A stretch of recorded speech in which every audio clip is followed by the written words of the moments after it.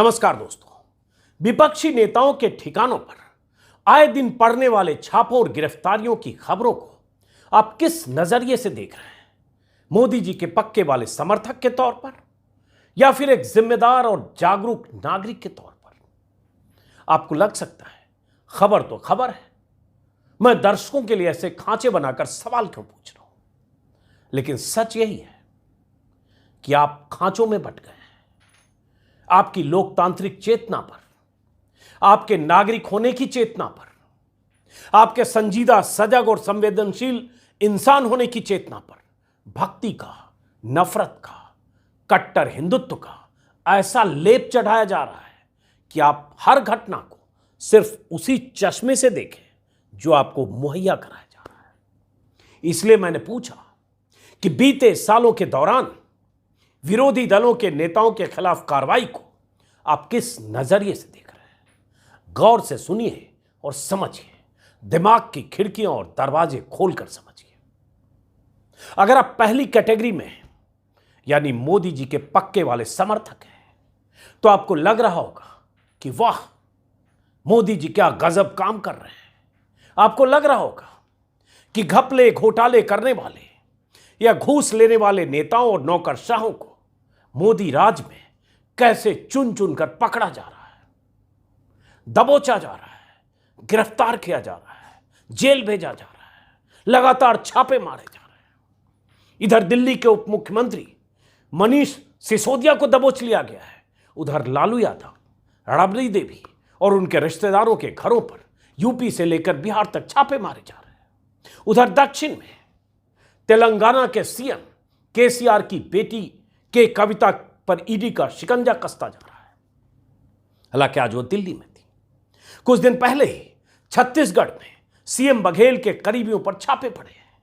झारखंड के सीएम हेमंत सोरेन के इर्द गिर्द घेराबंदी जबरदस्त हो रही है। सिसोदिया को तो सीबीआई ने पकड़ा, अब ईडी ने कस्टडी ले ली है ताकि किसी भी सूरत में जेल से निकल ना पाए, महीनों तो जेल में गुजारना पड़े, ऐसा इंतजाम किया जा रहा है। आप इन खबरों को देखकर मन ही मन मोदी मोदी मोदी और सिर्फ मोदी कर रहे होंगे। और अगर आप दूसरी वाली कैटेगरी में हैं, यानी आपकी आंखों पर मोदी भक्ति का चश्मा नहीं चढ़ा है, एक जागरूक नागरिक के तौर पर इन खबरों को देख रहे हैं, लोकतंत्र के मायने को समझते हुए, उसमें भरोसा करते हुए इन खबरों को देख रहे होंगे, तो विपक्ष के नेताओं के खिलाफ ईडी, इनकम टैक्स या सीबीआई के एक्शन को देखकर कुछ तो सोचते होंगे, कुछ तो दिमाग लगाते होंगे। कभी तो यह लगता होगा कि केंद्रीय एजेंसियों के शिकंजे में सारे नेता जो पकड़े जा रहे हैं या गिरफ्त में आ रहे हैं, वो विपक्ष के ही क्यों हैं? अगर लोकतांत्रिक सोच वाले नागरिक होने की आपकी चेतना पर व्हाट्सएप ज्ञान और मोदी भक्ति का लेप नहीं चढ़ा है, तो आप भी वही सोच रहे होंगे जो हम जैसे लोग लगातार सोचते हैं कि आखिर देश में हो क्या रहा है। देश के सत्ता पर जो पार्टी पौने 9 साल से काबिज है, जिसकी देश के 1 दर्जन से ज्यादा राज्यों में सरकारें हैं, वहां ना तो कभी ईडी को जाते देखा गया है, न सीबीआई के छापे पड़े हैं, न इनकम टैक्स का दस्ता घूम रहा है।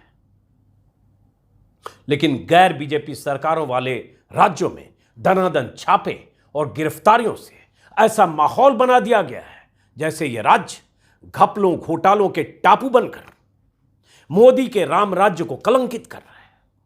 और जैसा कि मैंने कहा, अगर आप मोदी भक्त हैं तो आपको लग रहा होगा मोदी जी ने सबकी चूड़ी टाइट कर रखी है। कोई भी विपक्षी दल हो, कोई भी विपक्ष का नेता हो, सब पकड़े जा रहे हैं या पकड़े जाएंगे, यही आपको लग रहा होगा। खुश होंगे आप। कांग्रेस, आरजेडी, आप, टीएमसी, बीआरएस, एनसीपी से लेकर विपक्ष की हर पार्टी के नेताओं की गर्दन तक सीबीआई, ईडी या इनकम टैक्स के हाथ पहुंच चुके हैं।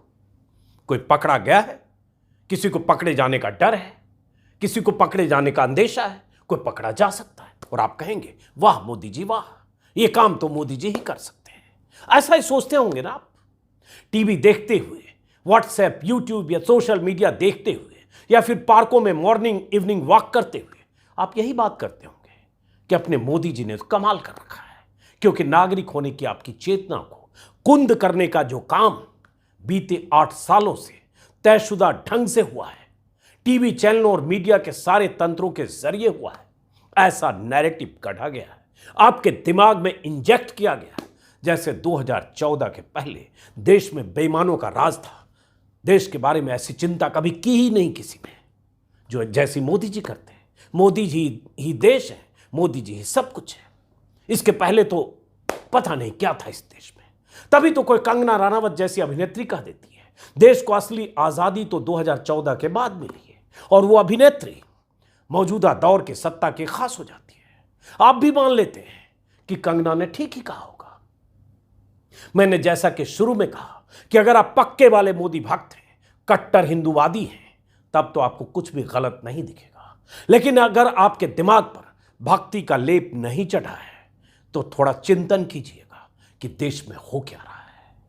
मैंने एक बार नहीं कई बार कहा है कि अगर कहीं भ्रष्टाचार है तो उसकी जांच होनी चाहिए, कार्रवाई भी होनी चाहिए, लेकिन यह देखना भी जरूरी है कि क्या यह सिर्फ विपक्ष को टारगेट करने के लिए किया जा रहा है या यह सारी कार्रवाई वहीं हो रही है जहां गैर बीजेपी सरकारें हैं। आज ही मुझे महाराष्ट्र से बीजेपी के एक सांसद संजय पाटिल और बीजेपी के ही एक और नेता हर्षवर्धन पाटिल का एक पुराना बयान दिख गया। इस बयान को गौर से सुनिए और दोनों के बयान को गौर से सुनकर शायद आप कुछ समझ पाए।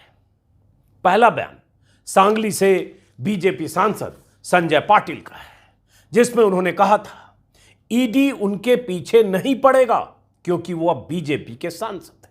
ईडी उनके पीछे नहीं पड़ेगा क्योंकि वो बीजेपी के सांसद है, एक सांसद ने कहा सार्वजनिक तौर पर। संजय पाटिल पहले एनसीपी में थे लेकिन बीजेपी में आए, टिकट पाकर सांसद बने और ईडी के डर से मुक्त हो गए। यह खुद पाटिल साहब बता गए। महाराष्ट्र विधानसभा चुनाव से पहले कांग्रेस छोड़कर बीजेपी में आए हर्षवर्धन पाटिल एक दूसरे नेता हैं, उन्होंने भी ऐसा ही बयान दिया था। उन्होंने कहा था अब वो चैन से सो पाते हैं क्योंकि अब केंद्रीय एजेंसियां उनसे पूछताछ करने नहीं आती हैं। ईडी मेरे पीछे नहीं पड़ेगा क्योंकि अब मैं भाजपा में हूं, यहां सब कुछ आसान और सुकूनदायक है, मुझसे यहां कोई पूछताछ नहीं होती, इसलिए सुकून की नींद सोता हूं। ये वो नेता कह रहे हैं या उन नेताओं के बयान हैं जो एनसीपी और कांग्रेस छोड़कर बीजेपी में आ गए। इससे ज्यादा कोई क्या कहेगा। कांग्रेस और एनसीपी छोड़कर बीजेपी में आए सांसद और विधायक खुद ही कह रहे हैं कि अब चैन की नींद सो रहे हैं, ईडी सीबीआई का डर खत्म। जून 2021 में शिवसेना के एक मालदार और कारोबारी विधायक प्रताप सरनायक की एक चिट्ठी के कुछ हिस्से का जिक्र भी आज मैं करना चाहूंगा, और जानबूझ के यह सब बात आपसे कर रहा हूं ताकि कभी तो आप सोचेंगे।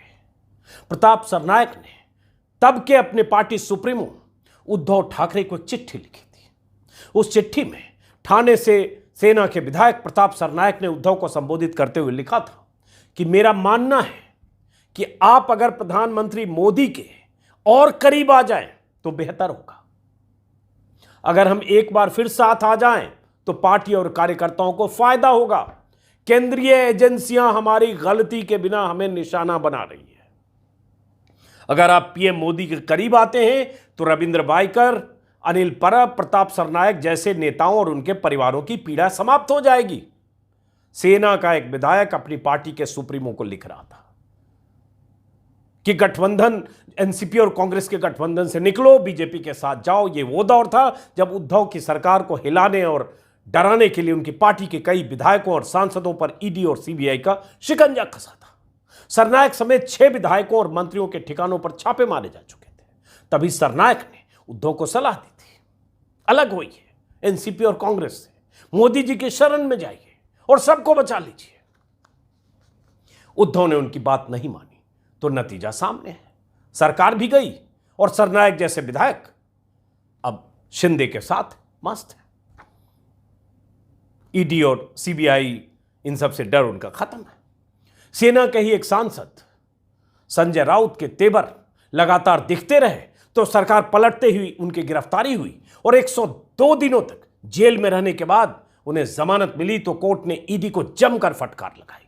बॉम्बे हाईकोर्ट ने साफ साफ कहा कि ईडी ने राउत को गिरफ्तार करने के लिए असाधारण शक्तियों का इस्तेमाल बहुत लापरवाही से किया उन्हें आधी रात को जिस तरह से गिरफ्तार किया गया वो गलत था, यह बॉम्बे हाईकोर्ट ने कहा।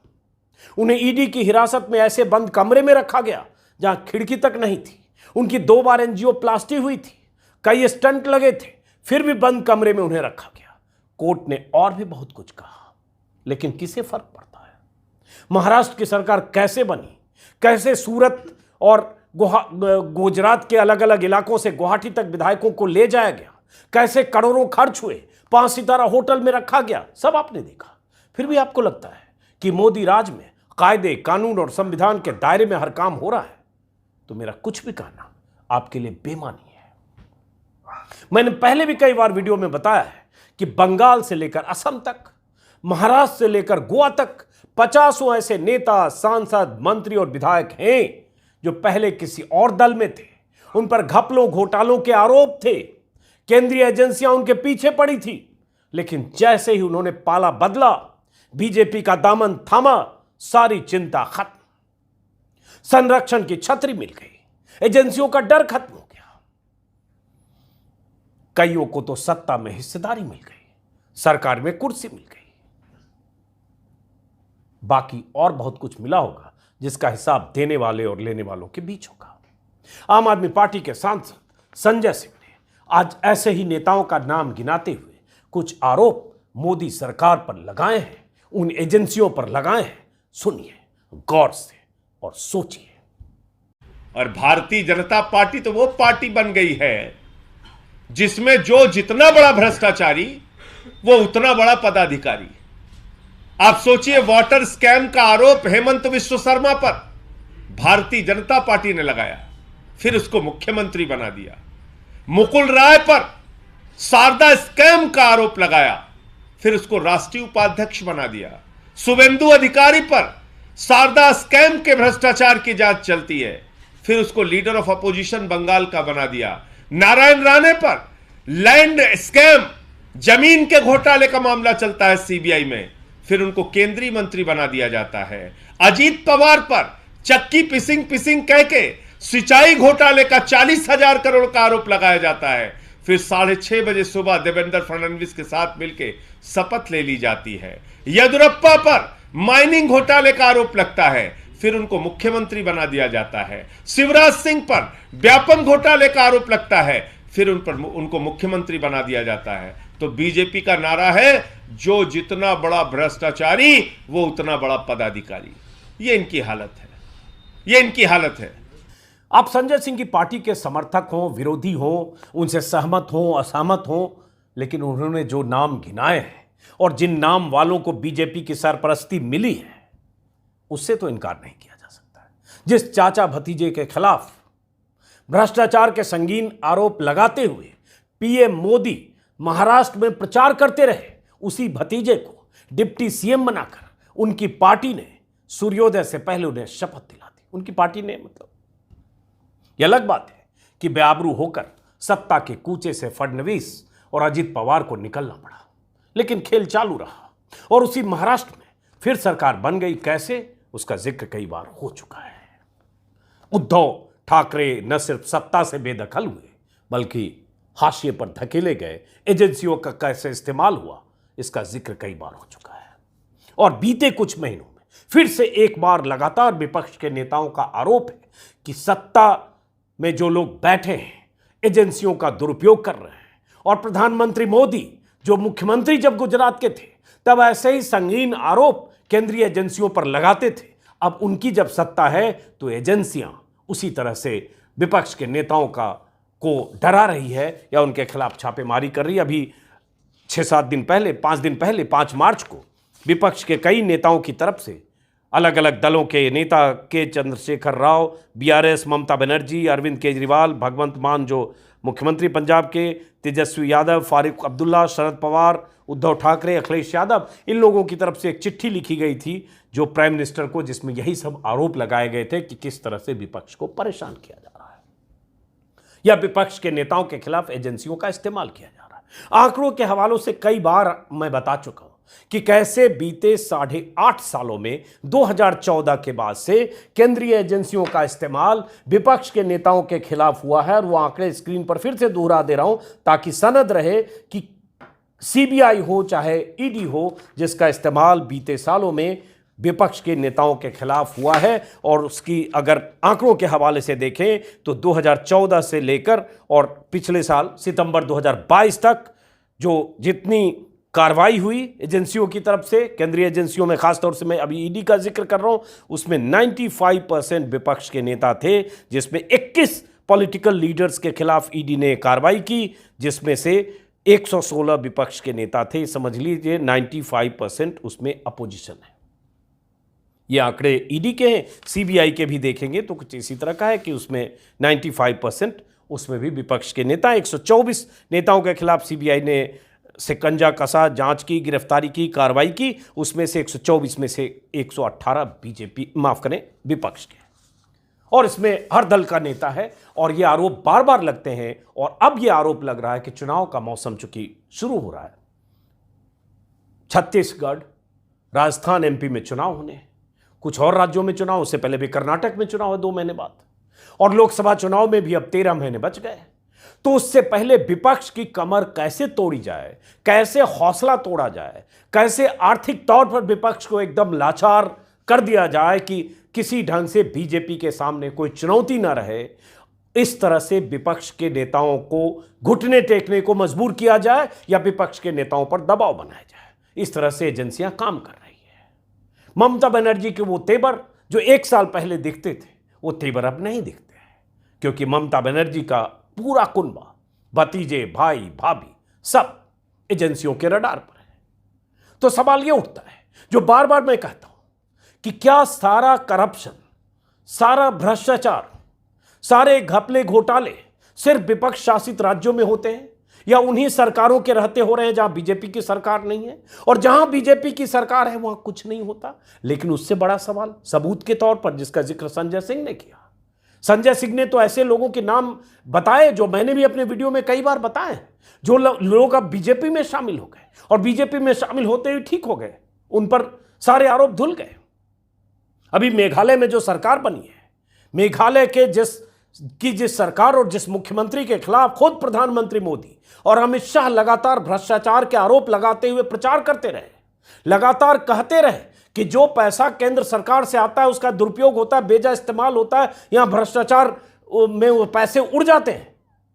आखिरकार उसी मुख्यमंत्री की ताजपोशी के वक्त खुद प्रधानमंत्री भी मौजूद थे और खुद गृह मंत्री भी मौजूद थे।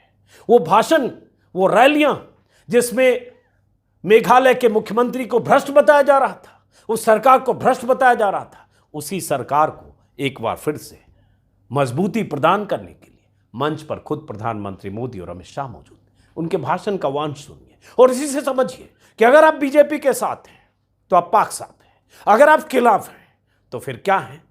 के बनी, न स्कूल कॉलेज न अस्पताल बने, फिर वो पैसा गया कहां? यहां का यूथ कह रहा है कि यहां रोजगार के अवसर इन्होंने खत्म कर दिए हैं। जो भर्तियां होती है उनमें करप्शन है, भाई भतीजावाद है। भाई और बहनों, इन्हीं सब बातों को देखते हुए ही मेघालय ने तय किया है कि दिल्ली और शिलोंग दोनों जगह बीजेपी सरकार होनी चाहिए। चुनाव के पहले जो भ्रष्ट सरकार थी, चुनाव के बाद उसी सरकार को मजबूती प्रदान करने के लिए खुद प्रधानमंत्री मौजूद थे मंच पर। तो ये तो रवैया और ये तरीका है। बीते कुछ सालों के दौरान विपक्ष के नेताओं का आरोप अगर यह है कि तमाम संस्थाओं को, तमाम संवैधानिक संस्थाओं को, उन संस्थाओं को जिससे सरकार को कोई चुनौती मिल सकती है, उन संस्थाओं को कैसे कमजोर किया जा रहा है। मीडिया की बात करें तो मीडिया का बड़ा तबका लगातार सरकार के सामने नतमस्तक है, लेकिन अगर कोई सवाल उठाता है, अगर कोई सरकार को असहज करता है, तो उसे कैसी चुनौतियों का सामना करना पड़ता है, एफआईआर से लेकर जेल जाने के खतरे। और न्यायपालिका, जिस न्यायपालिका के जजों को रिटायरमेंट के बाद कहीं राज्यपाल और कहीं राज्यसभा में कुर्सी मिल जाती है, लेकिन उसी न्यायपालिका से जब सरकार को नाराज करने वाला कोई फैसला आता है तो केंद्रीय कानून मंत्री के बयान आ जाते हैं कि न्यायपालिका लक्ष्मण रेखा न लांघे। ये कानून मंत्री किरण रिजिजू का बयान मैं आज भी सोचता हूं, जब राजद्रोह के मामले पर सुप्रीम कोर्ट ने रोक लगा दी थी कि राजद्रोह कानून के इस्तेमाल पर रोक लगाई थी, तो किरण रिजिजू जो केंद्रीय मंत्री, उन्होंने कहा था कि कोई लक्ष्मण रेखा पार न करे। एक चुना हुआ सांसद मंत्री वो ये कहता है कि हम चुनकर आते हैं इसलिए हमें कोई नसीहत न दे, लेकिन चुने हुए सांसद और मंत्री क्या न्यायपालिका को ये बता सकते हैं कि आप ये मत करो, आपकी लक्ष्मण रेखा ये है, हम तय करेंगे। बहुत सारा विवाद न्यायपालिका मतलब सुप्रीम कोर्ट और सरकार के बीच कोलिजियम को लेकर हो रहा है, उस विस्तार में नहीं जा रहा, लेकिन फिलहाल इस दौर में यह जरूर है कि सरकार इस तरह से काम कर रही है कि चाहे संवैधानिक संस्थाएं हो, चाहे विपक्ष हो, चाहे किसी भी तरह से कहीं से चुनौती मिलने की गुंजाइश हो, उस पर चोट करो। और इसलिए एजेंसियों का बेजा इस्तेमाल, और चूंकि चुनाव है, पैसे की कमी सरकार जिस पार्टी की है उस पार्टी को है नहीं। इलेक्टोरल बॉन्ड की बात करेंगे तो सारे आंकड़े गवाह हैं कि कैसे सबसे अधिक बीजेपी को पैसा बीते 5 सालों में, जैसे गुजरात का एक आंकड़ा मैंने पहले भी बताया था कि गुजरात में तो 5 साल में जितने चंदे मिले, जिसमें से 94% सिर्फ हिस्सा बीजेपी को मिला। अगर ऐसे बात करेंगे जो इलेक्टोरल बॉन्ड में डोनेशन की, तो उस डोनेशन में भी बीजेपी को जितने पैसे मिले उसके मुकाबले दूसरी पार्टियों को बहुत कम पैसे मिले। तो बीजेपी को पैसे की कोई दिक्कत नहीं। 2018 से 2022 के बीच बीजेपी को जो 9,208 करोड़ रुपए में से 5,200 करोड़ सिर्फ बीजेपी को मिले। इस तरह से बीजेपी के पास न पैसे की दिक्कत है, पावर है, एजेंसियां हैं, मोदी जी हैं, अमित शाह हैं, लेकिन विपक्ष कमजोर रहे, डर कर रहे, जो सिर उठाए वो सलाखों के पीछे जाने को तैयार रहे। कहीं ये तैयारी तो नहीं है 2024 के पहले चुनाव की। तो फिलहाल इस वीडियो को खत्म कर दे दोस्तों, फिर मुलाकात होगी। वैसे जाते जाते ये बता दूं कि नसीहतें हम लोगों को भी मिलती है। कम बोलो, तोल मल कर बोलो, बोलने से बचो, चुप रहो, मोदी जी की आलोचना कम करो, सवाल कम करो। तो देखते हैं 13 महीने 2024 में बाकी। फिलहाल नमस्कार।